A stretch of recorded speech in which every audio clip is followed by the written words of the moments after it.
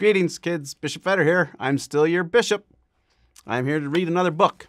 This one is called Yertle the Turtle by Dr. Suess. Yertle the Turtle. All right, I don't think I've ever read this one before. Let's see what this is about. On the faraway island of Salamasand, Yertle the Turtle was king of the pond. A nice little pond. It was clean. It was neat. The water was warm. There was plenty to eat. The turtles had everything turtles might need, and they were all happy, quite happy indeed. They were until Yertle, the king of them all, decided the kingdom he ruled was too small. "I'm ruler," said Yertle, "of all that I see, but I don't see enough. That's the trouble with me. With this stone for a throne, I look down on my pond, but I cannot look down on the places beyond. This throne that I sit on is too low down. It ought to be bigger, higher," he said with a frown. "If I could sit high, how much greater I'd be. What a king. I'd be ruler of all I could see." So Yertle, the Turtle King, lifted his hand, and Yertle, the Turtle King, gave a command.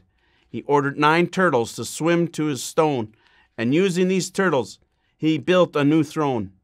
He made each turtle stand on one another's back, and he piled them all up in a 9-turtle stack. And then Yertle climbed up and sat down on the pile. What a wonderful view. He could see most a mile. "All mine," Yertle cried. "Oh, the things I now rule. I'm king of a cow. I'm king of a mule. I'm king of a house. And what's more, beyond that, I'm king of a blueberry bush and a cat. Yet, Yertle the Turtle, oh, marvelous me, for I am the ruler of all that I see." And all through that morning he sat there up high, saying over and over, "A great king am I," until long about noon. Then he heard a faint sigh. "What's that?" snapped the king, and he looked down the stack, and he saw at the bottom a turtle named Mac, just a part of his throne. And this plain little turtle looked up and said, "Beg your pardon, King Yertle. I've pains in my back and my shoulders and knees. How long must we stand here, your majesty, please?" "Silence," the king of the turtles barked back. "I'm king, and you're only a turtle named Mac. You stay in your place while I sit here and rule. I'm king of a cow, and I'm king of the mule, and I'm king of a house, and a bush, and a cat. That isn't all. I'd do better than that. My throne shall be higher," his royal voice thundered. "So pile up more turtles. I want about 200. Wow.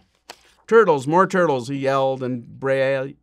And the turtles way down in the pond were afraid. They trembled, they shook, but they came, they obeyed. From all over the pond they came swimming by dozens, whole families of turtles with uncles and cousins. All of them stepped on the head of poor Mac. One after the other, they climbed up the stack. Then Yertle the Turtle was perched up so high, he could see 40 miles from his throne in the sky. "Hooray!" shouted Yertle. "I'm king of the trees, I'm king of the birds, and I'm king of the bees. I'm king of the butterflies, king of the air. Ah me, what a throne, what a wonderful chair. I'm Yertle the Turtle, so marvelous me, for I am the ruler of all that I see." Then again from below, in a great heavy stack, came a groan from that plain little turtle named Mac. "Your Majesty, please, I don't like to complain, but now here below we are feeling great pain.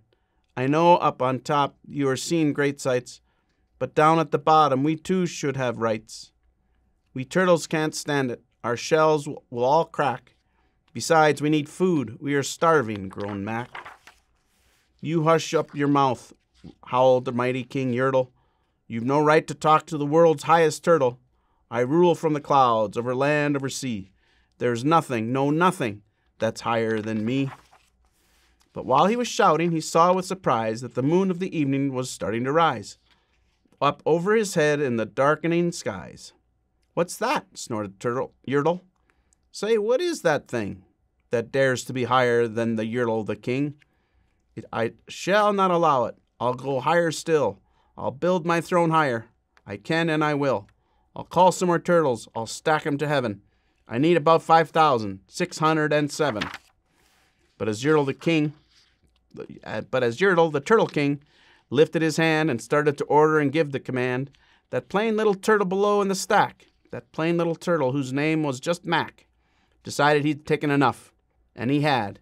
And that plain little lad got a little bit mad. And that plain little Mac did a plain little thing. He burped, and his burp shook the throne of the king.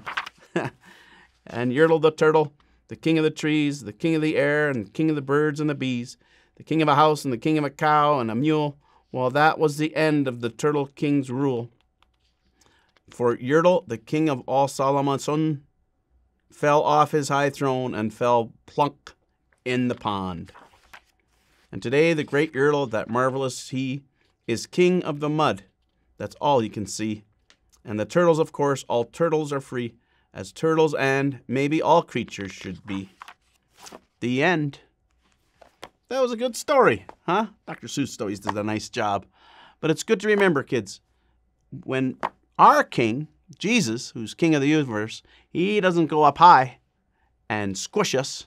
He serves us from down below. He's always helping us to support us. He doesn't rule with a mighty hand. He ruled by becoming one of us. And he sees us face to face as he takes us to heaven. He doesn't stand on top of us, right? He came to save us. God bless you all. Know my prayers, kids. Say a prayer for me too. Bye now.